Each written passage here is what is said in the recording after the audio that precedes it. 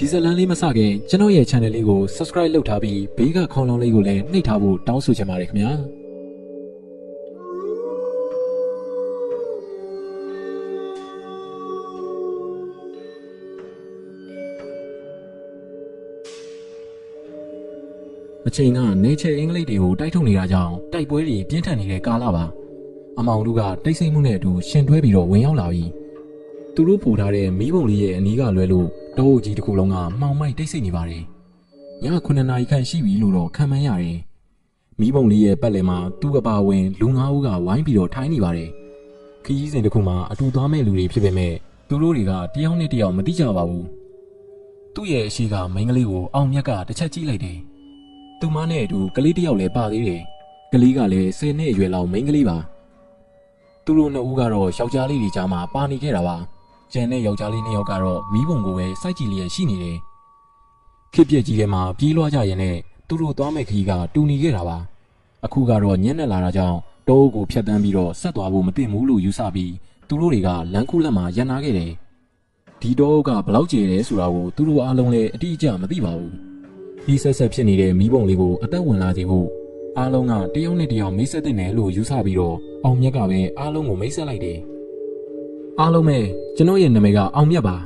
ါမြို့မှာစရေးလုပ်ပါတယ်ဒါပေမဲ့မြို့မှာကဆွေမျိုးမရှိပါဘူးအဲ့ဒါကြောင့်ဆွေမျိုးတွေရှိတဲ့ဒီရွာလေးကိုပြန်လာဖို့ဆုံးဖြတ်လိုက်တာပါ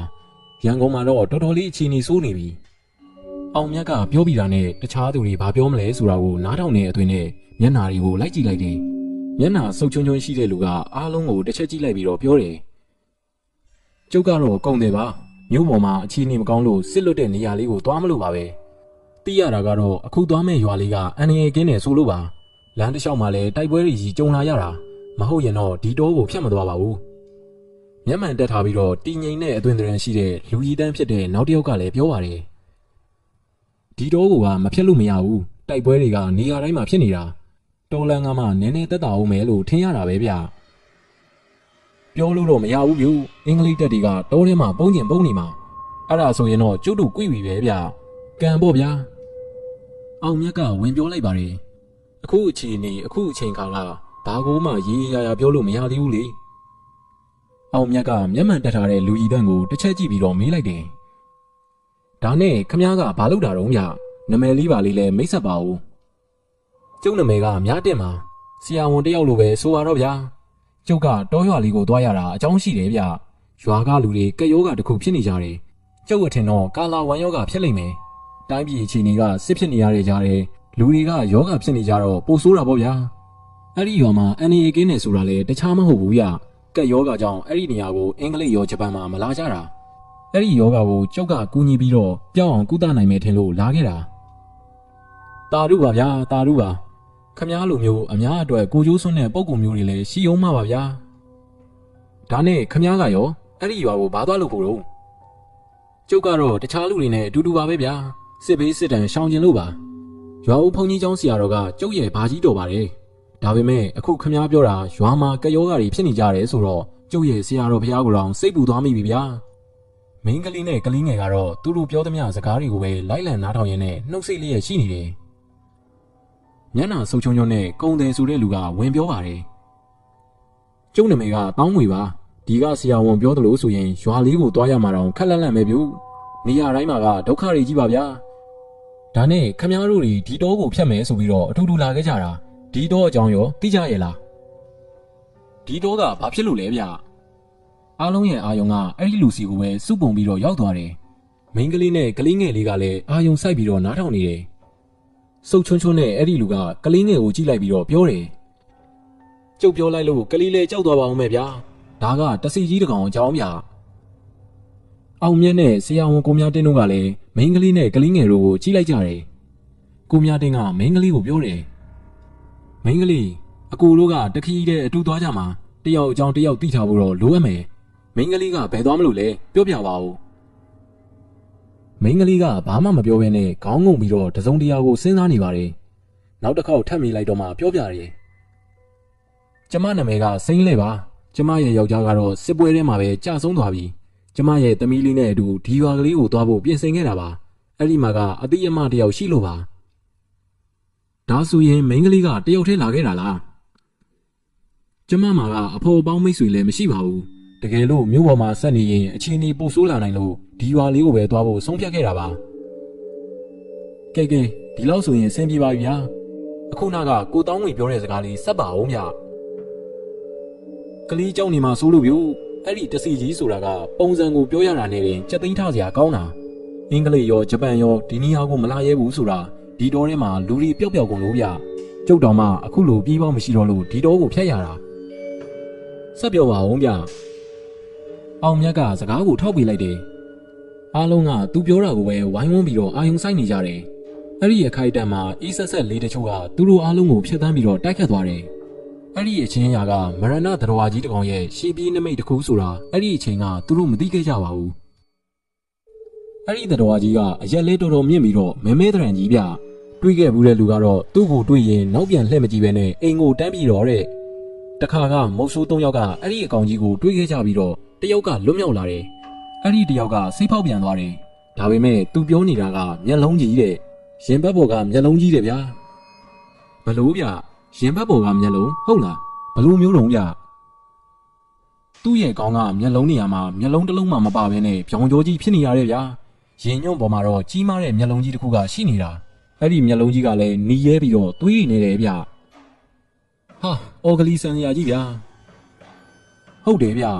အဲ့ဒီလူတော်မျိုးကိုအပြင်မှာသာတွေးလိုက်ရလို့ကတော့အဲ့ဒီနေရာမှာပဲကျုပ်ကနှလုံးရက်သွားနိုင်နေပြီကလေးငယ်လေးကကြောက်ရွံ့နေတဲ့ပုံစံဖြစ်နေတာကြောင့်စိမ့်လဲဆိုတဲ့အမျိုးသမီးကကလေးကိုဖတ်ထားလိုက်တယ်ဆရာဝန်ကိုမြတင်ကတော့ပြောတယ်ဂျပန်တန်နာကြီးတွေကတဲနိုမဲဆိုတဲ့မကောင်းဆိုးဝါးနဲ့ခက်ဆင်စင်ပေါ့ဗျာဘလို့စင်တာတော့ဗျာပြောပြပါဦးတဲနိုမဲဆိုတဲ့မကောင်းဆိုးဝါးကမျက်နှာမှာမျက်လုံးမရှိဘူးဗျသူ့ရဲ့လက်တွေမှာမျက်လုံးပေါက်နေတာသူကတင်းချိုင်းတွေတောအုပ်တွေမှာကြက်စားလေးရှိပြီးတော့တော်တော်လေးကိုကြောက်ဖို့ကောင်းနေဆိုပဲပုံမြင်တပုတ်အရာတော့သူကမျက်စိကန်းနေတဲ့အဖိုးအိုတယောက်ဖြစ်ခဲ့ဘူးတဲ့တောအုပ်တစ်ခုကိုဖျက်တန်းရင်းနဲ့ဓမြအဖွဲတစ်ဖွဲကဓမြတိုက်တာခံလိုက်ရပြီးတော့အသက်ခံလိုက်ရတယ်သူမသိခင်မှာပဲသူ့မှာသာမျက်စိရှိခဲ့ရင်ဒီကောင်နေမလွယ်ဘူးငါလက်တွေပေါ်မှာသာမျက်လုံးပါခဲ့ရင်တော့သူတို့ကိုတတ်နိုင်တယ်ဆိုတဲ့အတွေးကိုတွေးရင်းနဲ့အညှိုးနဲ့တိတ်ဆုံးသွားခဲ့ပြီးတော့တဲနိုမဲမကောင်းဆိုးဝါးဖြစ်လာတယ်လို့ဆိုတယ်သူတို့အားလုံးခဏလောက်တိတ်ဆိတ်သွားပြီးတော့မှအောင်မြတ်ကဝင်ပြောတယ်ဒါတွေကိုတော့တိတ်ပြီးအယုံကြည်မရှိလာပါဘူးဗျာကျုပ်ကတော့ငယ်ငယ်ကလေးကတရေတစေးဆိုတာမြင်ကုန်မမြင်ဘူးပါဘူးယုံတယ်လို့လည်းမဟုတ်ဘူးပေါ့ဗျာကြားဘူးတာကိုပြောပြတာတိုးရဲဝင်သွားပြီးပျောက်သွားတယ်ဆိုရင်တော့တခုခုထူးခြားမှုရှိလို့ပေါ့နောက်ပြီးဒီတိုးရဲကိုအင်္ဂလိပ်တက်ကရောဂျပန်တက်ကပါမဝင်ကြတာကိုကြည့်ရင်တော့တခုခုပဲလေဗျာဒါကတော့သူတို့လမ်းကြောမသိလို့ဖြစ်မှာပါပြီးတော့ဒီတော့ကိုလွန်ပြီးရောင်းမဲ့ရွာကယောဂါတွေဖြစ်နေတာကြားပြီးလို့ဖြစ်မှာပေါ့ဗျာအေးဗျာကျုပ်တို့မှလည်းဘယ်သွားသွားဒုက္ခပဲဘီးချက်နန်းချက်တွေပဲပြုဘာကောင်ကြီးပဲဖြစ်ဖြစ်အခုချိန်မှာတော့ကျုပ်တို့တွေအတူတူရင်ဆိုင်ဖြည့်ရှင်းရမှာပဲဗျာအချိန်ကတဖြည်းဖြည်းနဲ့ရွေလျားလာခဲ့တာတကောင်ရန်အချိန်အောင်ရောက်နေပြီမီးပြတ်သွားမှဆိုတာကြောင့်ထင်းတွေကိုများများထည့်ပေးတယ်သူတို့လူစုမှာယောက်ျားလေး3ယောက်ရှိတာကြောင့်အလှည့်ကျခင်းဆောင်ဖို့ဆုံးဖြတ်လိုက်ကြတယ်စိမ့်လဲဆိုတဲ့မိန်းကလေးကတော့စောင်းလေးကိုခင်းပြီးကလေးနဲ့အတူအိပ်ဆက်ဖို့ပြင်နေခဲ့ပါပြီအောင်မြတ်ကသူတို့သားအမိနှစ်ယောက်ကိုအစင်ပြေလားလို့တစ်ချက်ကြည့်ပြီးတော့အိပ်ဆက်ဖို့ပြင်လိုက်တယ်ဒီလိုခေတ်ဒီလိုအချိန်မှာမိန်းကလေးတဦးနဲ့ကလေးတဦးအတွက်တော့အလွန်ကိုအန္တရာယ်များလာတယ်လို့အောင်မြတ်ကထင်မိတယ်ခရီးတူသွားမဲ့အောင်မြတ်တို့ယောက်ျားလေး3ယောက်ကလူကောင်းသူကောင်းနေမို့လို့ပဲတော်တော့တယ်မဟုတ်ရင်တော့တော်ကြီးမြန်မဲတဲ့မှာသူတို့သားအမိနှစ်ယောက်ရဲ့ဘဝကမတွေးဝင်စရာဖြစ်သွားလိမ့်မယ်ပထမဆုံးကင်းဆောင်မဲ့လူကကုံတယ်တူဖြစ်တဲ့ကိုငွေတောင်းမှာညာကတော့ပူနှက်လာခဲ့ပြီအမောင်တူကြီးကတိတ်ဆိတ်မှုနဲ့တွဲဖက်ပြီးတော့ပုံမနန်းနေလာခဲ့တယ်တိတ်ဆိတ်အေးဆက်နေပါတယ်အောင်မြတ်ကအိပ်ဖို့အတွက်လှဲလိုက်ပြီးတော့ခဏကြာတဲ့အချိန်မှာစူညံတန်တစ်ခုကြောင့်ပြန်ပြီးတော့နိုးလာတယ်မိကနေတစ်ချက်ဖြစ်ပြီးတော့ပြန်နိုးလာတာပါအားလုံးကလည်းနိုးထနေပြီနိုးထလာတဲ့အချိန်မှာပထမအဦးဆုံးကြားလိုက်ရတာကတနက်တန်တချို့ပါအားလုံးထားကြတော့အားလုံးထားကြဆရာဝန်ကိုမြတ်တင်ကအားလုံးကိုနှိုးဆော်နေပါတယ်တောကြောင်ဓမြတွေနဲ့တူးတယ်ဟိငါတို့ဖြတ်ခဲ့တဲ့ရွာလေးကိုဓမြဝင်တိုက်နေလားမသိပါဘူးတော့ကြာဒီတော်ထဲကိုဝင်လာရင်ငါတို့ပါဒုက္ခဖြစ်လိမ့်မယ်သူတို့တွေအားလုံးကမန်းကရန်ထားလိုက်ကြပြီးတော့ညာရင်းချင်းပဲခရီးဆက်ဖို့ပြင်ဆင်ခဲ့ကြတယ်မှောင်မဲနေတဲ့တောအုပ်ထဲမှာသူတို့စီမှာပါလာတာကဆရာဝန်ကိုမြတ်တင်ရဲ့ဓမီတစ်ချောင်းနဲ့ပါကိုမြတ်တင်ကရှေ့ဆုံးကသွားနေပြီးတော့သူတို့လူစုကသူ့ရဲ့နောက်ကနေကပ်ပြီးတော့လိုက်ခဲ့တယ်တောအုပ်တစ်ခုဖြစ်တာကြောင့်တာရဲတရိတ်ဆန်တွေကလည်းရှိနေနိုင်တယ်သူတို့မှလက်နက်ဆိုလို့ကိုတောင်းငွေယူလာတဲ့ဝက်စစ်ပိုင်းတစ်ခုပဲပါလာတယ် တနက်တန်တွေကဆက်လက်ကြားနေရတာကြောင့်သူတို့လူစုလဲဇောနေပဲဆက်လက်တောတိုးခဲ့ကြတယ်။အမောင်ထဲမှာခီးဆက်နေရတာကြောင့်မွေပါကင်းပါအနေကလည်းရှိနိုင်သေးတယ်လေ။မစိမ့်လဲနဲ့ကလေးငယ်ကိုညှာတာပြီးတော့စောင့်ခေါ်နေရတာကြောင့်ခရီးကတိတ်ပြီးတော့မတွင်လာပါဘူး။သူတို့နှစ်ယောက်ကကြိုးစားပြီးတော့လိုက်ပါနေပေမဲ့ထိတ်လန့်ပွေရကောင်းတဲ့တောကြီးမြန်မဲထဲမှာမို့တွန်းဆုံမှုကရှိနေကြတယ်။တွေ့ရတဲ့ခြုံလွယ်ပိတ်ပေါင်းတွေကိုဖယ်ရှားပြီးတော့ရှေ့ဆက်နေရတာကြောင့်ခရီးကမတွင်လာဘူး။အဲ့ဒီအချိန်မှာပဲရှီဆုံးကသွားနေတဲ့ကိုမြတင်ကရက်တန့်သွားတာကြောင့်အနောက်ကလိုက်ပါလာကြတဲ့သူတို့အားလုံးကလည်းရက်တန့်သွားတယ်။အတန်ကြားတယ်ဘာတန်လဲကိုမြတင်ပြောတာကြောင့်သူတို့အားလုံးအာယုံစိုက်ပြီးတော့နားထောင်လိုက်ကြတယ်။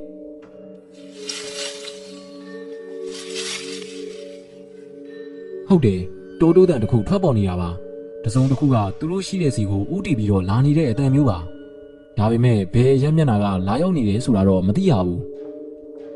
ဓမီတက်လက်ထဲနဲ့သူတို့ရဲ့အရက်မျက်နှာအစုံကိုလိုက်လံထိုးကြည့်နေရတယ်။ကိုတောင်းငွေကလည်းသူ့ရဲ့လက်ထက်ကဝက်စစ်ပိုင်းကိုတရွေရွေနဲ့ရှိနေတယ်။သူတို့အသေးချာဂယူးဆိုင်ပြီးပြန်နားထောင်ကြည့်တော့တိုးတိုးတန်ကတိတ်ဆိတ်သွားခဲ့ပြီ။သူတို့အားလုံးရောက်တဲ့နေရာမှာပဲရက်နေပါတယ်။ခဏလောက်စောင့်ကြည့်ပြီးထူးခြားမှုမရှိတဲ့နောက်ဆုံးမှာတော့ကိုမြတင်ကပြောတယ်။ဆက်သွားကြမယ်ဟေ့။ဟိုမိန်းကလေးနဲ့သမီးလေးတို့ကအလဲမနေပါ။ကျန်တဲ့မိတ်ဆွေတွေကသူတို့ကိုကာကွယ်ပေးကြပါဦး။ကျုပ်တို့နောက်ကိုလိုက်လာတာကတောကောင်ကြီးတစ်ကောင်ဖြစ်နိုင်တယ်။သူတို့အားလုံးလည်းသတိနဲ့ရှေ့ဆက်ခဲ့ကြတယ်။သူတို့တွေတိုးထဲကိုဝင်လာတဲ့လမ်းအတိုင်းရှေ့ကိုတက်တက်ပဲခီးဆက်ခဲ့တာပါ။ခဏလောက်လမ်းလျှောက်ပြီးတဲ့နောက်မှာတော့တိုးတိုးတန်ကထပ်ပြီးတော့ထွက်ပေါ်လာတယ်။ဒီတစ်ခါတိုးတိုးတန်ကအလုံးကိုကြမ်းတမ်းနေအင်အားကြီးလာတဲ့အရာတစ်ခုသူတို့အနီးကိုတဖြည်းဖြည်းနဲ့တူးခတ်လာသလိုမျိုးပါ။ဒီတစ်ခါတော့အတန်ကသူတို့ရဲ့နောက်ဘက်ကနေထွက်ပေါ်လာတယ်ဆိုတာအားလုံးကသတိထားမိတယ်။ပြေးကြဟေးပြေးကြဆရာဝန်ကိုမြတင်ကစော်ဩလိုက်တယ်။အခြေအနေကတည်ငြိမ်မှုကနေအံ့ဩထိတ်လန့်ဖွယ်အခြေအနေကိုရုပ်ချီပဲပြောင်းလဲသွားတယ်။ဆရာဝန်ကိုမြတင်ကအားလုံးကိုရှီဆုံးကပြေးခိုင်းပြီးတော့သူကနောက်ဆုံးကနေပြေးလိုက်တယ်။အသက်အန္တရာယ်ရှိတဲ့အချိန်မို့အားလုံးကဥရားဖားရားပဲပြေးနေရတယ်။မိန်းကလေးနဲ့ကလေးငယ်တို့ကတော့ကြမ်းတမ်းလာတဲ့အဲ့ဒီအခြေအနေကိုရင်ဆိုင်ဖို့အခက်အခဲဖြစ်နေပါပြီ။အောင်မြတ်ကပြေးလွှားရင်းနဲ့အဲ့ဒီမိန်းကလေးကိုအော်ပြောလိုက်တယ်။မစိမ့်နဲ့ကလေးကိုကျွန်တော်ဂုံးပုတ်ပြီးခြီလာခဲ့မယ်။ခမရအမြန်ပြေးတော့ကျမရဲ့သမီးကိုဘယ်သူလက်ထဲမှမထည့်နိုင်ဘူး။ဟာဒီလိုအချိန်ဒီမှာခင်ဗျားတို့သားမီးနှစ်ယောက်စလုံးနောက်ကလိုက်လာတဲ့ကောင်ရဲ့အစာဖြစ်သွားလိမ့်မယ်။အမောင်ထဲမှာပြေးလွှားနေရတာကြောင့်အချိန်ဒီကပို့ပြီးတော့ရုံးရင်းဆန်ခတ်ဖြစ်နေတယ်။အောင်မြတ်ကပျော်ပျော်ဆူဆူနဲ့ကလေးကိုချီမပြီးတော့ပြေးခဲ့လိုက်တယ်။ဒီအချိန်ဒီမှာအသက်အန္တရာယ်ကလွန်မြောက်ဖို့ကပဲအရေးကြီးဆုံးလေ။နောက်ဆုံးကလိုက်ပါနေတဲ့ကိုမြတင်ကသူတို့ကိုကြော်ဖြတ်ပြီးတော့ရှီဆုံးကိုပြန်လဲရောက်ရှိနေပြီ။ဒီဘက်ကိုလာဟေးဒီဘက်ကိုကိုမြတဲ့ဦးဆောင်တဲ့နောက်ကိုသူတို့တွေပြေးလွှားပြီးတော့လိုက်ခဲ့တယ်။သူ့ရဲ့ဓမီအောင်တလက်လက်ကလည်းပြေးရင်လွှားရင်မလို့ဟိုထိုးတီထိုးဖြစ်နေတယ်။သူ့ရဲ့နောက်ကိုပြေးလိုက်ရင်းနဲ့တစ်ပင်ချုံတွေကြားမှာအိုဟောင်းနေပြီဖြစ်တဲ့အင်အိုလေးတစ်လုံးကိုတွေးလိုက်ရတယ်။အားလုံးကအိမ်လေးရဲ့ရှေ့ကိုအမောတကောပဲပြေးခဲ့လိုက်ကြတယ်။အနောက်ကနေအင်အားကြီးပြီးတော့အန်ရရှိလာတဲ့အရာကြီးတစ်ခုလိုက်ပါလာနေပြီဆိုတဲ့အသည့်ကအားလုံးကိုစိုးရိမ်ထိတ်လန့်စိတ်တွေမြင့်တက်စေတယ်။တကားကဖွင့်မရတာကြောင့်သူတို့အားလုံးဇောချွေးတွေပြန်လာပြီ။ကိုမြတင်ကအားလုံးကိုနောက်ဆုတ်နေဖို့ပြောပြီးတော့တကားကိုအားနဲ့ကန်ဖွင့်လိုက်တယ်။သူတို့ရဲ့နောက်ဖက်စီကနေတစုံတစ်ခုကသူတို့နဲ့နီးကပ်လာပြီလို့ခံစားနေရတယ်။ပို့ပြီးတော့နီးကပ်လာပါပြီ။တော်တော်လေးကိုနီးကပ်နေပြီ။ကိုမြတင်ကအားသုံးပြီးတော့တကားကိုကန်ဖွင့်လိုက်တာကြောင့်တကားလေးကပွင့်သွားတယ်။အိမ်ထဲကိုအားလုံးပဲဝင်လိုက်ကြပြီးတော့အထဲကနေမင်းတုံးနဲ့တကားကိုပိတ်ထားခဲ့တယ်။ပင်ပန်းခက်ခဲစွာဖြတ်တန်းလာခဲ့ရတာကြောင့်အားလုံးပဲနွမ်းနေကြတယ်။အပြင်ဘက်မှာတစုံတစ်ခုရှိနေသလားဆိုတဲ့စိတ်ကသူတို့ကိုလွှမ်းမိုးရင်းနဲ့ရင်မောတဲ့စိတ်ကိုပုံမူတိုးစီပါတယ်။ကိုတောင်းငွေပြောပြထားတဲ့တစီကောင်ကြီးရဲ့ပုံစံကိုသူတို့အားလုံးရဲ့မျက်လုံးထဲမှာမြင်အောင်နေခဲ့ပါတယ်။အဲ့ဒါကြီးကအစောနာကကိုပြောတဲ့တတော်ဝါကြီးများလားမသိဘူးနော်။ဟာမဟုတ်တော့ပါဘူး။တရိษံတကောင်ကောင်ပဲဖြစ်မှာပါ။တရိษံဆိုရင်လည်းတော်တော်ကိုခွန်အားကြီးတဲ့တတော်ဝါမျိုးပဲဖြစ်ရမယ်။သူတို့အားလုံးပြောဆိုပြီးတာနဲ့အိမ်ထဲကိုလေးလာကြည့်လိုက်တယ်။ကဲအခြေအနေရတော့ဒီထဲကနေဆက်ဆောင်ကြည့်ရမှာပဲဟိ။အပြင်ကိုထွက်လို့တော့မဖြစ်သေးဘူး။ကိုတောင်းငွေပြောသလိုတစီကောင်ကြီးမဟုတ်ဘူးဆိုရင်တော့အန်ရရှိတဲ့တတော်တကောင်ကောင်ပဲအပြင်ဘက်မှာတော့အတန်ကထပ်ပြီးတော့မကြားရတော့ဘူးတိတ်ဆိတ်နေပါပြီကိုမြတင်ကဓမီနဲ့အိမ်ထဲကိုထိုးကြည့်ရင်အခြေအနေကိုစမ်းစစ်တယ်သူတို့အားလုံးလည်းကိုမြတင်ရဲ့လက်ထဲကဓမီအောင်နဲ့ပတ်ဝန်းကျင်ကိုလေ့လာနေခဲ့တယ်အိမ်ကလေးမှာရှိတဲ့အသုံးဆောင်ပစ္စည်းတွေအားလုံးကဟောင်းနှွမ်းနေပါပြီမုတ်ဆိုးတို့ရဲ့နေအိမ်ဖြစ်မယ်လို့တော့ခံမှန်းရတယ်ဒီတော်ထဲမှာဘာလို့ဒီလိုမျိုးစောက်ထားရတာလဲသူတို့တွေလည်းတဖြည်းဖြည်းချင်းပဲအိမ်ထဲကိုဝင်ရောက်ခဲ့တယ်။ပင့်ကူအိမ်နေနဲ့ဖုန်တွေကအိမ်ကြီးရဲ့နေရာအနှံ့မှာရှိနေတယ်။တ တရိษံကြီးတွေရဲ့ဦးခေါင်းတွေချိတ်ဆွဲထားတာကိုကြည့်ချင်းအပြင်ဝါရင်မုံဆိုးတူရဲ့အိမ်ဖြစ်မယ်လို့ခန့်မှန်းရတယ်။အိမ်ကဟောင်းနှမ်းနေတာကြောင့်ကြမ်းကြုံမသွားအောင်သတိထားနေရတယ်။ဓမီတလန်းနဲ့သူတို့လူစုလည်းအိမ်ထဲကိုဝင်ခဲ့လိုက်တယ်။အိမ်လေးကအလုံးကိုဟောင်းနှမ်းနေပါပြီ။အိမ်ရဲ့အတွင်းပိုင်းထဲကိုတော့ရောက်လာခဲ့ပြီ။ကာယံထားတဲ့ပြင်ချက်တွေကတော့ဆွေးမြင့်နေတယ်။ဓမီနဲ့ဟိုထိုးတီထိုးကြည့်ရင်ကိုမြတင်ကရှေ့ဆုံးကသွားနေတယ်။အောင်မြတ်တို့ကတော့ကိုမြတင်ရဲ့နောက်ကနေပဲတဖြည်းဖြည်းချင်းလိုက်ခဲ့တယ်။အိမ်ရဲ့အတွင်းပိုင်းတနေရာကိုရောက်တော့ကိုမြတင်ကရက်လိုက်တယ်။သူတို့အားလုံးလည်းလိုက်ပြီးတော့ရက်ကြတယ်။ကျမ်းမြေပေါ်မှာတက်သားတကားတစ်ခုကိုအမှတ်မထင်တွေးလိုက်တာပါ။ကိုမြတင်ကအားလုံးကိုတစ်ချက်ကြည့်တယ်။ဘလို့ဆက်လို့မလဲဆိုပြီးမေးတဲ့သဘောပါ။အောင်မြတ်နဲ့ကိုတောင်းငွေကတော့ခေါင်းငိမ့်ပြလိုက်တယ်။ဒီအချိန်ကြီးကအိမ်ထဲမှာရှိနေမှာပဲလုံခြုံမယ်လို့အောင်မြတ်ခံစားရတယ်။မြေအောင်ခန်းထဲမှာရှိနေမှာပို့ပြီးတော့လုံခြုံမယ်လို့လည်းခံစားရတယ်။စိမ့်လက်တင်းဆိုတဲ့မိန်းကလေးကတော့သူ့ရဲ့ကလေးကိုထွေးပွေထားရင်းနဲ့သူတို့လုံးသမျှကိုစကားတစ်လုံးမှမပြောဘဲကြည့်နေတယ်။ဒီလိုနဲ့ပဲသူတို့အားလုံးအဲ့ဒီအိမ်ရဲ့မြေအောင်ခန်းရှိတဲ့စီကိုဆင်းခဲ့ကြတယ်။ဒီလိုမျိုးတောခေါင်ကောင်မှာဘလုံများစောက်ထားလဲလို့မေးဝဲရရှိပါတယ်။တစ်သားတွေတစ်လုံးနေနဲ့စနစ်တကျစောက်ထားတယ်။သူတို့ဆင်းသက်ခဲ့တဲ့မြေအောင်ခန်းကဘုံကူချင်းတစ်ခုလိုမျိုးစောက်လုပ်ထားတာပါ။ကိုမြတင်ကဓမီနဲ့ဟိုဒီကြည့်ရှုရင်းအခြေအနေကိုအကဲခတ်နေတယ်။အဲ့ဒီအချိန်မှာပဲလူရိတ်တရိတ်ကသူတို့ရဲ့နောက်ကနေရေကနေဖြတ်သွားတာကိုသူတို့အားလုံးမီးလင်းရောင်နဲ့သတိထားမိလိုက်တယ်။ဘာလို့လဲကိုမြတင်ကအော်ဟစ်လိုက်ပြီးတော့ဓမီနဲ့လိုက်ထိုးကြည့်ရင်သူတို့အားလုံးလည်းအနေငယ်လှုပ်လှုပ်ရှားရှားဖြစ်သွားတယ်။ထူးဆန်းမှုကြောင့်ကိုမြတင်ရဲ့အနီးကိုသူတို့အားလုံးတိုးကပ်လိုက်တယ်။အခြေအနေကတော့ငြိမ်သက်လျက်ရှိနေပါတယ်။အားလုံးရဲ့မျက်လုံးတွေကတော့စိုးရိမ်ထိတ်လန့်စိတ်တွေနဲ့ပြူးကျင်နေတယ်။မစိမ့်လေကျွန်တော်တို့နားမှာနေပါ။အခြေအနေကဘာတွေဖြစ်နေသလဲဆိုတာခံမှန်းလို့မရသေးဘူး။ဒါပေမဲ့အခြေအနေကပြန်လည်ငြိမ်သက်သွားတဲ့ကြောင့်သူတို့အားလုံးပတ်ဝန်းကျင်ကိုပြန်လည်စူးစိုက်ကြည့်လိုက်ပါတယ်။တစုံတစ်ခုကသူတို့ရဲ့နားမှာရှိနေပြီးတော့သူတို့ကိုလိုက်လံကြည့်ရှုနေတယ်လို့အောင်မြတ်ကခန်းစားနေရတယ်။ချောင်းမြောင်းကြည့်ရှုနေတယ်လို့ခန်းစားနေရတယ်။ကိုမြတ်တင်ကဓမီနဲ့ဟိုဒီထိုးကြည့်ရင်ပြောတယ်။ဒီညကတော့ဒီထဲမှာပဲနေရတော့မယ်နဲ့တူတယ်။မလုံးချုံတဲ့အငွေးသက်ကိုသူတို့အားလုံးခန်းစားနေရတာကြောင့်ဒီမီရောက်ခန်းမှာပဲနေထိုင်ကြဖို့သူတို့အားလုံးသဘောတူလိုက်တယ်။မီးရလင်းအောင်ရရှိဖို့သူတို့မီးထွန်းကြီးနိုင်မဲ့ຢာတွေကိုရှာဖွေကြည့်ကြတော့ဝါဆိုဖျောင်းနိုင်ကြီးတွေနဲ့မီးကျစ်တစ်လုံးကိုသူတို့တွေအစင်တင်မဲ့တွေးလိုက်ကြတယ်။အဲ့ဒါတွေကဗီဒီယိုအဟောင်းတစ်လုံးထဲမှာပါ။အဲ့ဒီဗီဒီယိုထဲမှာစီးသွဘူးအချို့နဲ့အသားဘူးတွေကိုပါတွေးလိုက်ကြရတယ်။ဒီမီရောက်ခန်းထဲမှာတစုံတစ်ယောက်နေထိုင်ခဲ့တာဖြစ်လိမ့်မယ်။ဒီနေ့ညတော့သူတို့တွေကဒီမီရောက်ခန်းထဲမှာပဲနေထိုင်ရမှာပါ။ဒီတောအုပ်ထဲမှာဘလို့ကိစ္စတွေဖြစ်ပျက်နေတယ်ဆိုတာတော့မသိသေးပါဘူး။ကိုတောင်းငွေကမီးချစ်ကိုယူပြီးတော့ဝါဆိုဖျောင်းနိုင်ကိုထွန်းညှိဖို့ပြင်လိုက်တယ်။အဲ့ဒီအချိန်မှာပဲအတန်တန်ကရုတ်တရက်ထွက်ပေါ်လာတယ်။မီးမထွန်းနဲ့ဓမီကိုပါပိတ်ထားလိုက်။ဆရာဝန်ကိုမြတင်ကအတန်လာတဲ့စီကိုဓမီနဲ့ထိုးကြည့်လိုက်တယ်။သူတို့အားလုံးလည်းဝိုင်းဝန်းကြည့်ရှုလိုက်ကြတယ်။သပင်းရှိရှိမုတ်စိတ်ပတိုင်းမွေးတွေနဲ့ညှင်းတိုးတိုးလူတစ်ယောက်ပါ။သူ့ရဲ့လက်ထဲမှာတော့ရိုင်ဖယ်တနက်တစ်လက်ကိုကင်ဆောင်ထားတယ်။သူကတနက်နဲ့ချိန်ထားရင်လေတံကိုနှိပ်ပြီးတော့ထပ်ပြီးပြောပါတယ်။ဓမီကိုပိတ်ထားကိုမြတင်ကဓမီကိုပိတ်လိုက်တယ်ပြီးတော့မှအဲ့ဒီလူကိုတစုံတစ်ခုမေးမြန်းဖို့အတွက်ပြင်လိုက်တယ်အဲ့ဒီလူကလက်ကပြလိုက်ပြီးတော့အားလုံးပဲတိတ်တိတ်ဆိတ်ဆိတ်နေကြဖို့အချက်ပြလိုက်တယ်အလင်းရောင်ကပိမ့်ပိတ်အောင်တော့မှောင်မသွားသေးပါဘူးအမောင်ထဲမှာကျင်သားရနေပြီဖြစ်တဲ့မျက်လုံးတွေကတော့အရေးအယောင်တွေကိုမြင်တွေ့နေရတယ်ရုတ်တရက်ခြေတံတံကထွက်ပေါ်လာတယ်ထွက်ပေါ်လာတဲ့ခြေတံကြောင့်သူတို့အားလုံးအသက်ကိုယ်တောင်ပြင်းပြင်းမရှူရဲဘဲနဲ့တိတ်ဆိတ်သွားတယ်အပေါ်တဲ့စီကနေအိမ်ထဲကိုဝင်ရောက်လာတဲ့အတန်မှာအတန်ကတာမန်ခြေတံထက်ကိုပိုပြီးတော့ကျေလောင်းနေတယ်အဲ့ဒီခြေတံကိုကြားနေရတာကသူတို့အတွက်ထိတ်လန့်စရာငွေသက်တွေကိုပေါ်ပေါက်လာစေတယ်ခြေတံကတဖြည်းဖြည်းနဲ့နီးကပ်လာပါပြီသူတို့ရှိနေတဲ့မြေရောက်ခန်းတကားနဲ့တဖြည်းဖြည်းနီးကပ်လာပြီသူတို့အားလုံးကတော့အဲ့ဒီနေရာမှာပဲမှလုံးမရှက်နဲ့ထိတ်လန့်တုန်လို့စွာစောင့်ကြည့်နေတယ်မြေရောက်ခန်းတကားနဲ့နီးလာပြီပို့ပြီးတော့နီးလာပါပြီခြေတံကတော့ဆက်လက်ထွက်ပေါ်နေသေးပါပြင်းထန်လာတဲ့အတန်ကအင်အားကြီးမားမှုကိုဖော်ညွှန်းလျက်ရှိနေတယ်။အဲ့ဒီအချိန်မှာပဲခြေတံကရက်တန့်သွားတယ်။မြေရောက်ခန်းရှိတဲ့တကားနဲ့လက်တကန်းလောက်ပဲလိုတော့တာပါ။ဘာလို့ရက်တန့်သွားတာလဲဆိုတော့အပြင်ဘက်စီကနေတနက်တန်တွေကလွင့်ပြန်လာလို့ပါ။သူတို့လာခဲ့ရတောအုပ်စီကနေတနက်တန်တွေကထွက်ပေါ်နေတယ်။ခြေတံကတဖြည်းဖြည်းနဲ့ပြန်လှည့်သွားပြီ။အိမ်ရဲ့တကားကနေတဆင့်အပြင်ဘက်ကိုထွက်ခွာသွားပါပြီ။အဲ့ဒီအချိန်မှာပဲအားလုံးကတပ်ပြင်းကိုစီချနိုင်တယ်။ကိုမြတင်ကဓမီကိုပြန်ဖွင့်လိုက်ပြီးတော့အဲ့ဒီမုတ်စိတ်မွေးတဲ့လူကိုတစ်ချက်ကြည့်လိုက်တယ်။အဲ့ဒီလူကတနက်ကိုအသိချိန်သားရကနေအောက်ကိုချလိုက်တယ်။အဲ့ဒီတတော်သာကျုပ်တို့ကိုတွေ့သွားလို့ကတော့အားလုံးဒီထဲမှာခေါင်းပြက်ပွားနဲ့အသက်ပြောက်သွားလိမ့်မယ်။အဲ့ဒါကဘာတတော်လဲဗျ။ခမားကရောဘာတူလဲ ကျုပ်ရှင်းပြပါမယ်ကျုပ်ကအင်္ဂလိပ်အစိုးရအလိုရှိနေတဲ့ရာဇဝတ်သားတစ်ယောက်ပဲအဲ့ဒီစကားကြောင့်သူတို့အားလုံးနောက်ကိုအနေငယ်တွန့်သွားတယ်ကျုပ်ကိုမကြောက်ပါနဲ့အရင်ကကျုပ်ကတာမန်မုံဆိုးတစ်ယောက်ပါကျုပ်တို့ရွာနဲ့ဒီနယ်တစ်ဝိုက်ကိုအုပ်ချုပ်တဲ့မျက်နှာဖြူရေးပိုင်မင်းကအရန်ကိုမောက်မာပြီးအားလုံးကိုနှိပ်စက်တက်လို့ကျုပ်ကဒီတော်တွေကိုအမဲလိုက်ဖို့စီယုံအပါခေါ်ပြီးတော့ဒီတော်ထဲမှာတုတ်တင်ပြစ်လိုက်တာဒါကိုသူတို့ကရိမ့်မိသွားကြပြီးတော့ကျုပ်ကိုလိုက်လံဖမ်းဆီးခဲ့တယ်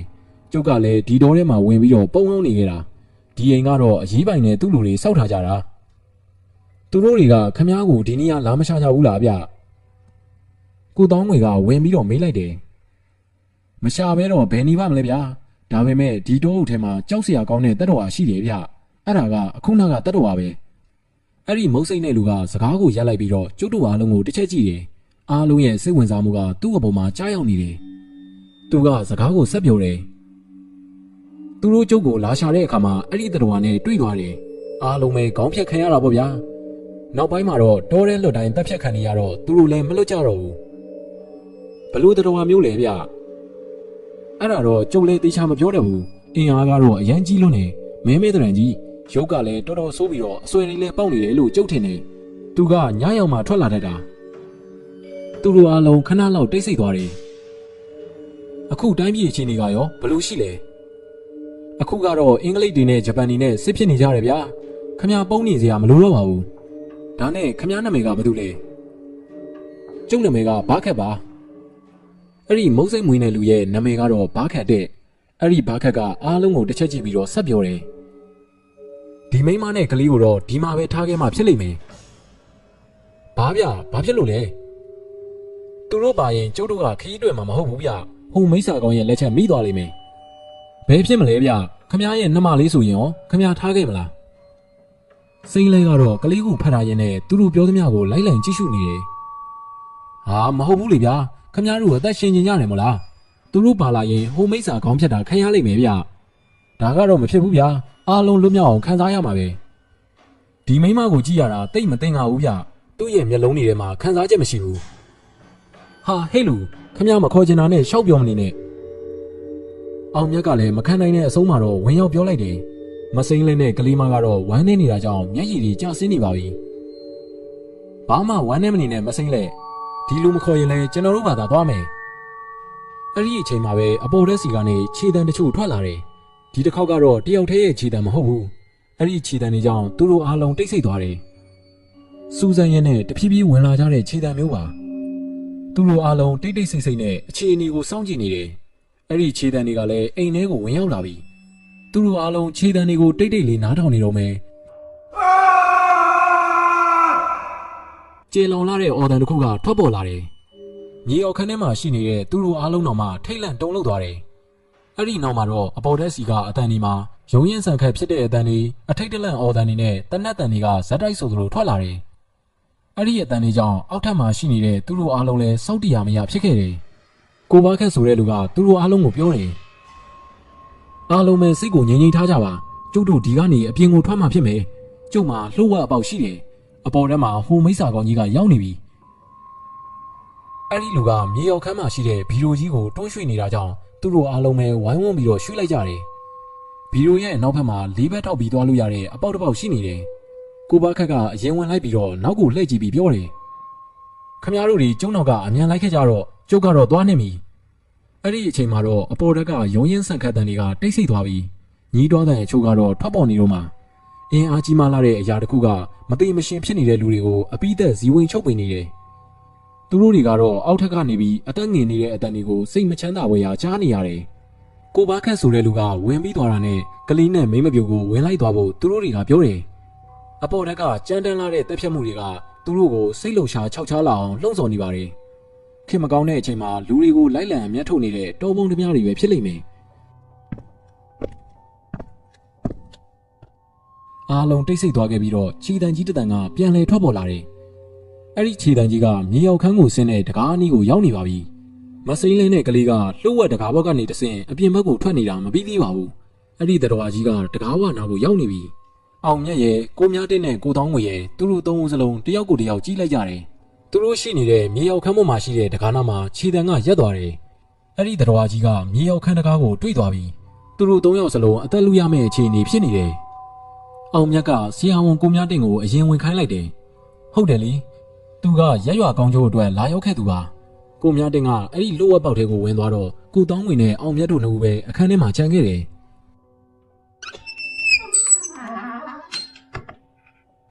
အပေါ်ဘက်စီကတကားဖွင့်တဲ့ကြီးကခြောက်ချားစရာကောင်းလောက်အောင်ထွက်လာပါပြီ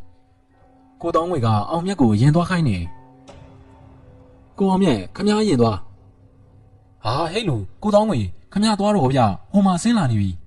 ကိုတောင်းငွေဆိုတဲ့လူကဘလို့ပဲပြောရမယ့်ပုံလည်းမပေါ်ပါဘူးအဲ့ဒါကြောင့်အလင်းအမြန်ပဲအောင်မြတ်ကလှုပ်ဝက်အပေါက်လေးတွေကိုဝင်ခဲ့တယ်ကိုတောင်းငွေကလည်းသူ့ရဲ့နောက်ကလိုက်လာတယ်အပေါ်တက်စီကမြေရောက်ခန်းစီကိုဆင်းသက်လာတဲ့ခြေတန်းကြမ်းကြီးကိုအတိုင်းသာကြားနေရတယ်လှုပ်ဝက်အပေါက်ရဲ့အတွင်းထဲမှာတော့မဲမောင်နေတယ်လူတကူစားလေးဘက်ထောက်သွားလို့ရရုံဖြစ်ပြီးတော့အပေါက်ကလည်းကျင်းမြောင်းလာတယ်အဲ့ဒီအချိန်မှာပဲအောင်မြတ်ရဲ့နောက်ဘက်ကကိုတောင်းငွေစီကနေထိတ်လန့်တကြားအော်ဟဲတန်တစ်ခုကထွက်လာတယ်ကိုတောင်းငွေဘာဖြစ်လို့လဲငါချက်တော့ကိုမိသွားပြီပြောပြီးတာနဲ့နောက်ကနေအားကြီးစွာစောင့်ဆွဲတာခံလိုက်ရတာကြောင့်ကိုတောင်းငွေကဒရောသွားနဲ့ပါသွားတယ်ထိတ်လန့်မှုကသူတို့အားလုံးစီမှာရှိနေပါပြီကိုအောင်မြတ်မြန်လာဗျရှိကဆရာဝန်ကိုမြတ်တင်ကသူ့ကိုခက်မြန်လာဖို့တိုက်တွန်းနှိုးဆော်တယ်အောင်မြတ်ကလည်းရှေ့ကိုအားဆိုင်ပြီးတော့သွားလိုက်တယ်အဲ့ဒီလှုပ်ဝက်ကူပေါက်အတွင်းမှာကမဲမောင်နေတာကြောင့်ဘာကူမှတဲတဲကွဲကွဲမမြင်ရပါဘူးရှေ့မှာရှိနေတဲ့ဆရာဝန်ကိုမြတ်တင်ကိုတော့တဲတဲကွဲကွဲမမြင်ရဘူးဘာပဲဖြစ်ဖြစ်ထိတ်လန့်စရာတတော်ဆူကြီးတကောင်သူ့ရဲ့နောက်မှာရှိနေတယ်ဆိုတဲ့အသည့်ကအောင်မြတ်ကိုရှေ့ကိုမြန်တိုးစီပါတယ်အမောင်တူးနဲ့အတူထိတ်လန့်တဲ့စိတ်ကလည်းဒီရလာတိုးတက်နေတယ်အဲ့ဒီဂူလန်းလေးကအဆုံးကိုရောက်တော့မှလားရုတ်တရက်ပဲသူ့ရဲ့အနောက်ကတယောက်လိုက်လာနေတဲ့အကြောင်းအောင်မြတ်ကသတိထားမိလိုက်တယ်နောက်ကိုပြန်လှည့်ကြည့်ပေမဲ့ဘာကိုမှတဲတဲကွဲကွဲမမြင်ရပါဘူးတစုံတစ်ခုကတော့သူ့ရဲ့နောက်ကျောကနေပြီးသူ့ကိုဖမ်းမိဖို့ကြိုးစားနေပြီထိတ်လန့်မှုကြောင့်အောင်မြတ်တယောက်ဇောချွေးတွေပြန်လာတယ်ဒီအပေါက်ထဲကနေအမြန်ဆုံးလွတ်မြောက်ဖို့ဆန္ဒပြုနေမိတယ်တစုံတစ်ခုကတော့သူ့ရဲ့နောက်ကနေတဖြည်းဖြည်းနဲ့နီးကပ်လာပါပြီလှုပ်ဝက်ပေါက်လေးထဲမှာအမြန်လှမ်းခဲ့လိုက်ရင်လည်းအလင်းရောင်ဝိုးတော်ဝါဒကိုမြင်တွေ့ရပြီကိုမြတ်တရဲ့အတန်ကိုလည်းကြားလိုက်ရတယ်အောင်မြတ်ကလည်းအားစိုက်ပြီးတော့အဲ့ဒီအလင်းရောင်ရဲ့နီးကိုတိုးကပ်ခဲ့လိုက်တယ်အခုအချိန်များတစုံတစ်ခုရဲ့လက်ကြီးတစ်ဖက်ကသူ့ရဲ့ခြေထောက်ကိုလာရောက်ဖမ်းဆုပ်ရင်တော့အောင်မြတ်ကဒီနေရာမှာပဲအသက်ပြောက်သွားမှာပါအပေါက်ဝကိုတော့မြင်နေရပြီအပေါက်ဝစီကနေအပြင်ဘက်ကိုအလျင်အမြန်ပဲအောင်မြတ်လည်းထွက်ခဲ့တယ်အပေါက်ဝကမြေကမူတစ်ခုကိုဖောက်ပြီးတော့တိရှိနေတာပါအပြင်ဘက်ကိုရောက်တာနဲ့အောင်မြတ်ကအသက်ကိုအငမ်းမရရှူရှိုက်နေရတယ်အပြင်ဘက်မှာလည်းပြဿနာတစ်ခုတော့ဖြစ်နေတဲ့ပုံပါပဲ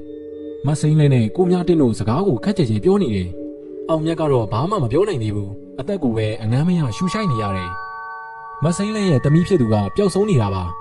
ကိုမြတင်းကတယောက်များလိုက်လာသလားဆိုပြီးတော့ဓာတ်မီနဲ့ထိုးကြည့်ပြီးအခြေအနေကိုစောင့်ကြည့်နေတယ်အခြေအနေကတော့ငြိမ်သက်သွားပါပြီသူတို့ထွက်လာခဲ့တဲ့ဂူပေါက်ကနေထိတ်လန့်ပွေရာတတော်ဝါကြီးထွက်လာမှလားလို့အောင်မြတ်ကထိတ်လန့်နေသေးတယ်ဒါပေမဲ့ဘာတတော်ဝါမှထွက်မလာတာကြောင့်အနှဲငယ်တော့စိတ်အေးသွားရတယ်မစိမ့်လေကျုပ်တို့အန်းရဲ့ရမ်းများနေတယ်ကျမသမီးကိုလိုက်ရှာမှဖြစ်မယ်ဟိုလူဖမ်းခေါ်သွားတာဖြစ်ရမယ်ကိုမြတ်တင်းနဲ့မစိမ့်လေတို့စကားချီတင်ပြောနေတယ်ကိုမြတ်တင်းဘာတွေဖြစ်နေတာလဲအောင်မြတ်ကဝင်ပြီးတော့မေးလိုက်တယ်ဒီလိုကိုအောင်မြတ်ရေကျုပ်တို့အပြင်ရောက်တော့ကိုဘာခက်ဆိုတဲ့လူရောမစိမ့်လေရဲ့သမီးလေးရောနှစ်ယောက်စလုံးမတွေ့ရဘူးဟာဘလို့ဖြစ်တာလဲဗျဒါတော့ကျုပ်တို့လည်းမသိဘူးဗျမစိမ့်လေကတော့ငိုရှိုက်နေပါပြီဒီအချိန်တွေကအန္တရာယ်များတယ်ဟိုတတော်ဝါဆိုကြီးကကျုပ်တို့စီကိုအချိန်မရွေးရောက်လာနိုင်တယ်ကိုတောင်းငွေတော့မှဘလို့ဖြစ်သွားပြီလဲမသိရဘူးကျုပ်တို့တွေဒီနေရာကအမြန်ဆုံးပြေးမှဖြစ်လိမ့်မယ်ကိုမြတ်တင်ကပြောရင်းနဲ့ဓမီကိုမြေကြီးတနေရာထိုးကြည့်လိုက်တယ်အောင်မြတ်ကဓမီအောင်နဲ့မြေကြီးပေါ်ကသွေးအစအနာအချို့ကိုတွေးလိုက်ရတယ်ဟဲ့လူကိုမြတ်တင်အောက်မှာသွေးတွေပါလားကျုပ်တို့အဲ့ဒီသွေးတွေနောက်ကိုလိုက်ရအောင်ခမညာလေပရာဟိတလို့ဖို့ဒီကိုလာခဲ့တာပဲ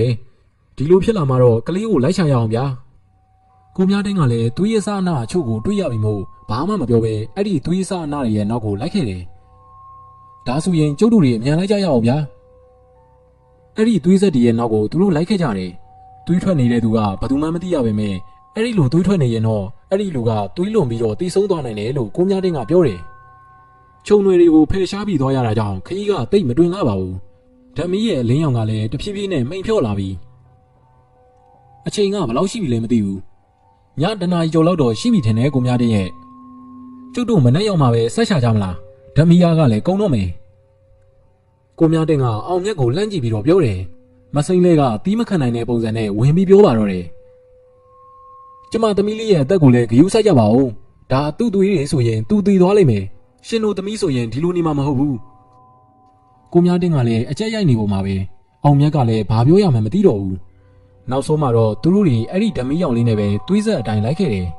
လာကထွန်းလင်းလျက်ရှိပေမဲ့တုံးအုပ်ထဲမှာဖြစ်တာကြောင့်အမောင်ရိပ်ကြတဲ့နေရာတွေကများပြားနေတယ်သူတို့တွေရှောက်ခဲ့ကြရင်နဲ့တနေရာကိုရောက်မှာတော့လေထဲမှာပါလာတဲ့သွေးညှိနှံကြီးတစ်ခုကိုရရှိလိုက်ကြတယ်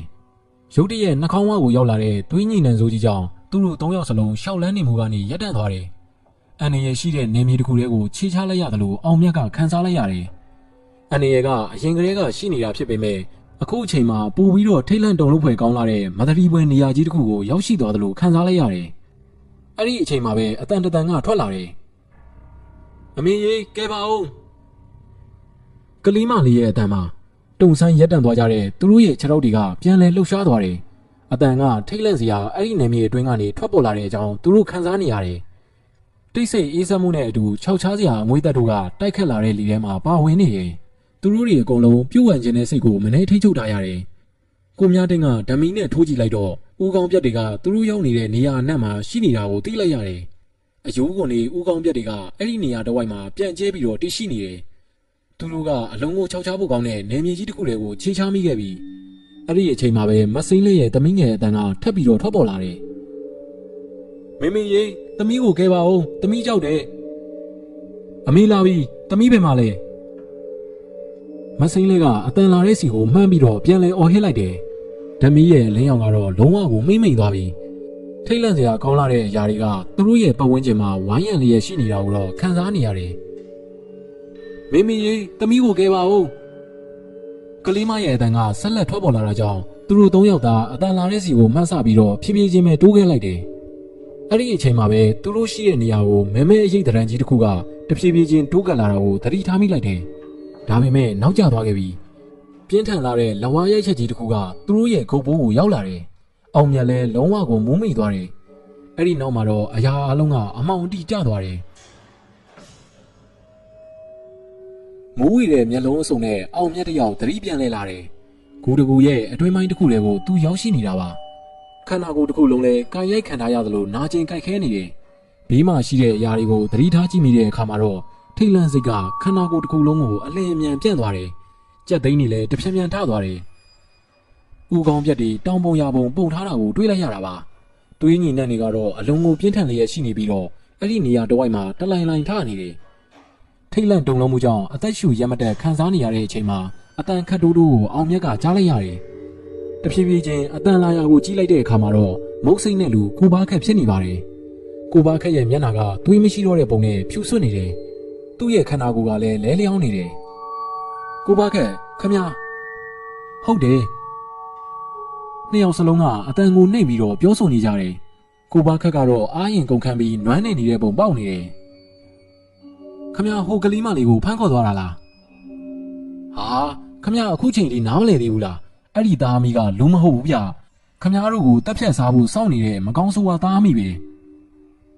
ဗျာဟုတ်တယ်ဗျကျုပ်ပြောခဲ့တာပဲအခုတော့ခမတို့အားလုံးဒီတစီမရဲ့တက်ဖြတ်စားတာကိုခံရတော့မယ်ကျုပ်ကတော့တွေးထွက်လုံပြီးတေးရတော့မှာ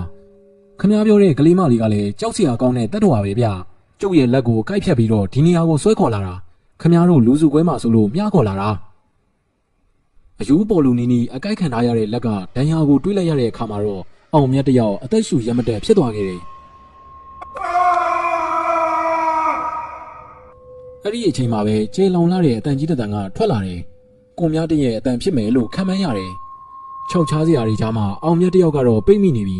ခန္ဓာကိုယ်ကလည်းတိတ်ပြီးတော့မလှုပ်ရှားနိုင်နေဘူးကိုဘခက်ကအတန်တိုးညင်းညင်းနဲ့ဆက်လက်ပြီးတော့ပြောတယ်ခမည်းနာကိုသူတို့လာရင်ခမည်းသတိမရသေးတဲ့ပုံစံဟန်ဆောင်နေခမည်းရဲ့ညာဘက်ကခလန်းလန်းမှာကျုပ်ရဲ့ rifle တနက်ရှိတယ်ကျုပ်အဲ့ဒါကိုအပါယူခဲ့တာခမည်းအဲ့ဒါကိုယူပြီးတော့ဒီကလွတ်နိုင်အောင်ကြိုးစားပါခမည်းကရောကျုပ်ကတော့အသက်မရှင်နိုင်တော့ဘူးဗျကျုပ်ကိုကျုပ်သိတယ်အဲ့ဒီအချိန်မှာပဲခြေတံတစ်ခုကသူတို့ရဲ့အနီးကိုတိုးကပ်လာတာကြားလိုက်ရတယ်အဲ့ဒါကြောင့်နှစ်ယောက်စလုံးအတန်ကိုတိတ်လိုက်ကြပြီးတော့မင်းမျောနေတဲ့ပုံစံဟန်ဆောင်လိုက်ကြတယ်ကိုဘာခက်ကိုဆွဲခေါ်သွားတဲ့အတန်ကိုအောင်မြတ်ကကြားနေရတယ်ထိတ်လန့်စိတ်ကြောင့်ရင်ဘတ်တစ်ခုလုံးဘုံပေါက်ကွဲသလိုဖြစ်နေခဲ့ပြီးခက်ကြမ်းကြမ်းဆွဲခေါ်သွားတာကြောင့်ကိုဘာခက်ရဲ့ညီးတော်တန်တော်ကြားနေရတယ် အဝေးကိုဆွဲခေါ်သွားတာကိုသိရတော့မှပဲအောင်မြတ်ကအဲ့ဒီနေရာကရွှေ့ပြီးတော့လှုပ်ရှားနိုင်အောင်ကြိုးစားတယ်တဖြည်းဖြည်းချင်းအားယူပြီးတော့အဲ့ဒီနေရာကထားနိုင်အောင်ကြိုးစားတယ်သူ့ရဲ့ညာဘက်ခက်လန်းလန်းမှာတော့ရိုင်ဖယ်တနက်တစ်လက်ကိုတွေ့ရပြီပြန်ကျဲနေတဲ့ကြီးစံ3000ကိုအိတ်ကက်ထဲကိုထည့်လိုက်တယ်ငယ်ငယ်တုန်းကရွာမှာရှိတဲ့အချိန်ဦးလေးဖြစ်တဲ့သူကပြစ်ခတ်တက်ဖို့တင်ပေးထားတာကြောင့်အောင်မြတ်နဲ့တနက်ကတိတ်တော်မစိမ့်လာပါဘူးရိုင်ဖယ်တနက်ကိုကောက်ယူလိုက်ပြီးတော့ကိုဘခက်ဆွဲခေါ်ခံရတဲ့နောက်ကိုစွတ်ကြောင်းအတိုင်းပဲတဖြည်းဖြည်းချင်းလိုက်ခဲ့တယ်ဂူရဲ့အတွင်းဘက်ကိုဆွဲခေါ်သွားတာဖြစ်မယ်လို့အောင်မြတ်ကထင်လိုက်တယ်ဖြည်းဖြည်းချင်းပဲလှုပ်ရှားနိုင်တာကြောင့်ဖြည်းဖြည်းချင်းပဲအောင်မြတ်လည်းလှုပ်ရှားခဲ့တယ်တွေ့ရပြီလှုပ်လှုပ်ရှားရှားရှိနေတဲ့မဲမဲတရံ3ခုပါထိတ်လန့်ပွေရာတရဝါကြီးတစ်ကောင်ပြီးတော့မစိမ့်လဲလို့သားမိနေဦးပါဂူရဲ့တဘာဝအလျောက်ဖြစ်ပေါ်နေတဲ့ဂမူလေးတစ်ခုကို꿰ပြီးတော့အောင်မြတ်ကချောင်းမြောင်းကြည့်ရှုနေတယ်မိဖို့တစ်ခုလည်းဖုတ်ထားတာကိုတွေ့ရတယ်ကြည့်နေရင်ကပဲမစိမ့်လဲရဲ့လှပကြောရှင်တဲ့ခန္ဓာကိုယ်လေးကနေဆက်စုပ်ဖွေရာအကြီးတန်းလာတဲ့မကောင်းဆိုးဝါးခန္ဓာကိုယ်ကြီးအဖြစ်ကိုတဖြည်းဖြည်းချင်းပြောင်းသွားတယ်ကလေးမလေးကလည်းအဲ့ဒီလိုပဲအောင်မြတ်ကလန့်ပြီးတော့မော်မိစီဖို့ကိုမနှဲထင်းချုပ်ထားရတယ်အောင်မြတ်သတိထားပြီးကြည့်လိုက်တော့အဲ့ဒီမကောင်းဆိုးဝါးနှစ်ကောင်လုံးရဲ့မျက်နှာမှာမျက်လုံးတွေမရှိပါဘူးကိုဘခက်ကတော့သူတို့ရဲ့အလဲမှာအကူညီမဲ့နေတယ်မစိမ့်လဲအမိခံမိစ္ဆာမကတခုခုကိုမတင်ကားတဲ့ပုံစံနဲ့အောင်မြတ်ရှိတဲ့ဘက်ကိုလှည့်ကြည့်လိုက်တယ်အောင်မြတ်ကလည်းမြေကမှုနဲ့မျက်နှာကိုအလင်းမြန်ပဲ꿰ထားလိုက်ရတယ်နည်းနည်းကြာလို့ပြန်ကြည့်လိုက်တော့မှအဲ့ဒီအရာကိုအောင်မြတ်ကတွေးလိုက်ရတယ်အဲ့ဒီမိစ္ဆာမရဲ့ရင်ဘတ်ပေါ်မှာရှိနေတဲ့ကြီးမားတဲ့မျက်လုံးကြီးတစ်ခုပါအဲ့ဒီမျက်လုံးကြီးကကိုတောင်းငွေပြောပြထားဘူးသလိုရဲရဲနေနေတယ်ကိုခန္ဓာကြီးမားလာတဲ့တက်တော်ဝါကြီးကတော့မိစ္ဆာမနှစ်ယောက်ရဲ့အခိုင်းအစီဖြစ်တဲ့ပုံပဲသူတို့ခိုင်းသမျှကိုလိုက်ပြီးတော့လုံနေရပုံပေါ်တယ်ကိုဘခက်ကတော့သူတို့ပြုသမျှကိုနူးရတော့မယ်လေလက်ထဲမှာရှိနေတဲ့ရိုင်ဖယ်တနက်နဲ့ပြစ်ခတ်ရင်ကောင်းမလားလို့စဉ်းစားသေးတယ်ဒါပေမဲ့အဲ့လိုပြစ်ခတ်လိုက်ရင်ကိုဘခက်အပြင်သူ့ရဲ့အသက်အန္တရာယ်ပါထိခိုက်သွားနိုင်တယ်အဲ့ဒီအချိန်မှာပဲကိုဘခက်ရဲ့သွေးယူသွေးတန်းအော်ဟစ်လိုက်တဲ့အတန်ကြီးကထွက်ပေါ်လာတယ်အောင်မြတ်လည်းစက္ကနဲပဲတုန်လှုပ်သွားတယ်ကိုဘခက်ရဲ့အတန်ကတဖြည်းဖြည်းနဲ့တိတ်ဆိတ်သွားပြီအောင်မြတ်ရဲ့အသက်ရှူတန်တွေကတော့မတည်ငြိမ်တော့ပါဘူးဒီအချိန်မှာတက်ရှိဆိုလို့သူတယောက်ပဲရှိတော့တယ်အဲ့ဒီနေရာကနေအမြန်ဆုံးထွက်ခွာဖို့အောင်မြတ်ကပြင်ဆင်လိုက်တယ်လူမြောက်ချင်တဲ့စိတ်ဆောကြောင့်နာကျင်မှုတွေကိုအန်တုပြီးတော့သူတို့ကိုကြိုးခိုင်းထွက်ခဲ့တယ်ခူဘဝရှိမယ်လို့ယူဆရတဲ့သူတို့နဲ့ဝေးရာစီကိုရိုင်ဖယ်တနက်ကိုကန်ရင်နဲ့ထွက်ခဲ့လိုက်တယ်ရင်ဘတ်ထဲမှာတော့ထိတ်လန့်မှုနဲ့အတူမောဟိုက်နေပါပြီခူဘဝကိုတွေးလိုက်ရတဲ့အခါမှာတော့ဝမ်းသာမှုကရင်ဘတ်ထဲကိုအလုံးရင်ဝင်ရောက်လာတယ်အပေါဝါကနေတစ်ဆင့်အပြင်ဘက်ကိုအောင်မြတ်ကအားစိုက်ပြီးတော့ပြေးခဲ့တယ်ဘေးဘက်စီကနေအပုပ်နဲ့နေကလှိုင်လှိုင်ထနေတယ်လူအယိုးကောင်းတွေကလည်းပြည့်နေနေတယ်ဒါပေမဲ့အဲ့ဒီအရာတွေကိုအန်တုပြီးတော့အောင်မြတ်လည်းထွက်ပြေးခဲ့တယ်တစ်ပင်ခြုံတွေတွေကိုကြော်လွှားပြီးတော့ပြေးထွက်တယ်အခုအချိန်မှာတော့သူ့ရဲ့စိတ်ထဲမှာရှိတာကဒီနေရာကြီးကနေလွတ်မြောက်ဖို့ပါရှေ့ကိုမကြည့်ဘဲနဲ့ဂမူးရှူလိုပဲပြေးထွက်ခဲ့တယ်ရှေ့ကိုပြန်ပြီးသတိထားမိတဲ့အချိန်မှာတော့တရံနှစ်ခုကသူ့ရဲ့ရှေ့မှာရောက်နေပြီပြီးတော့ရင်ဘက်ပေါ်မှာရှိနေတဲ့မျက်လုံးကြီးမားပြီးတော့သွေးတွေပြည့်ရှံနေတဲ့မျက်လုံးကြီးပါအနောက်ဘက်ကိုပြန်လှည့်ပြီးဖို့သူကကြိုးစားလိုက်တယ်အနောက်မှာလည်းမဲမဲတရံတရဝါကြီးကရောက်ရှိနေပါပြီမကောင်းဆိုးဝါးတွေရဲ့ကြားမှာပိတ်မိနေပြီအသက်ကိုလည်းအသေးအတန်ရှူရှိုက်နေရတယ်ရိုင်ဖယ်တနက်ကိုသူကမောင်းတင်လိုက်တယ်တတ်နိုင်တဲ့လောက်တော့ပြန်ပြီးတော့တိုက်ခိုက်သွားမယ်လေမကောင်းဆိုးဝါးနှစ်ကောင်တွေကအနှဲငယ်ကြီးတဲ့တကောင်ကိုရွေးချယ်ပြီးတော့ပြစ်ခတ်လိုက်တယ်ဒါပေမဲ့ဖြုံတဲ့ပုံလည်းမရပါဘူးရှေ့ဆက်ပြီးတော့တိုးလာနေတယ်အိတ်ထဲကိုထည့်ယူလာတဲ့ကြီးစံ3000တွေကတထောင်ကိုထိတ်လန့်တုန်လို့စွာနဲ့ထုတ်ယူလိုက်တယ်မောင်းကိုအမြန်တင်ပြီးတော့ပြစ်ခတ်လိုက်တယ်ဒီတစ်ခါမှာတော့သူ့ရဲ့ပြစ်ခတ်မှုကဂျက်ကောင်းကိုထိသွားတယ်ရင်ဘတ်ပေါ်ကမျက်လုံးကိုထိသွားခဲ့တာပါမိစ္ဆာမစီကနေနာကျင်တဲ့အော်တန်ကြီးတစ်ခုကထွက်ပေါ်လာတယ်နာကျင်မှုရာကနေအောင်မြတ်ကပြုံးလိုက်တယ်အဲ့ဒီနောက်မှာတော့အောင်မြတ်ရဲ့နာကျင်စွာအော်ဟစ်လိုက်တဲ့အတန်ကြီးကထပ်ပြီးတော့ထွက်ပေါ်လာခဲ့ပါတော့တယ်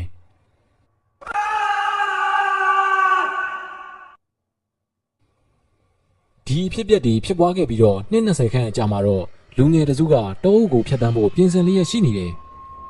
အဲ့ဒီတောအုပ်ကိုသွားဖို့ပြင်ဆင်နေတော့မှပဲလိုက်ပါဖို့ခွင့်တောင်းခဲ့တဲ့မိန်းကလေးတဦးနဲ့ကလေးငယ်တဦးကြောင့်သူတို့တွေကဆွေးနွေးနေတယ်။ငါတို့ကတောအုပ်ဖျက်ပြီးတော့ရွာသွားမှာမဟုတ်ဘူးလေကွာ။လေးလာရေးသက်သက်ထွက်လာတာသူတို့ကိုခေါ်သွားလို့ဖြစ်ပါမလား။သူတို့ကိုကြည့်ရတာတနာပါလေကွာ။အမေကလည်းမျက်စိမမြင်ဘူး။တော်တဲ့ရောက်မှပဲရွာဘက်သွားတဲ့လမ်းစီကိုငါတို့တွေကတယောက်ယောက်လိုက်ဖို့ခိုင်းတာပေါ့ကောင်းပြီလေဒါဆိုရင်လည်းခိုးသွားကြတာပေါ့ညအချိန်ကိုတဖြည်းဖြည်းနဲ့ဝင်ရောက်နေပါပြီနီရဲလာတဲ့မျက်လုံးတစ်လုံးကသူတို့ကိုလိုက်လံကြည့်ရှုနေတာကိုတော့အဲ့ဒီအချိန်ကမသိခဲ့ပါဘူးအချိန်ကတဖြည်းဖြည်းနဲ့မှောင်လာခဲ့ပါပြီ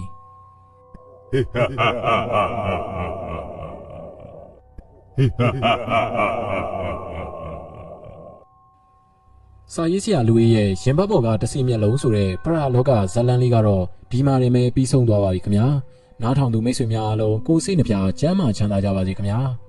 ဒီဇလန်လေးကိုကြိုက်တယ်ဆိုရင်အောက်မှာ like လုပ်ပေးဖို့တောင်းဆိုချင်ပါတယ်အားလုံးပဲအိမ်မလာမကြပါစေခင်ဗျာ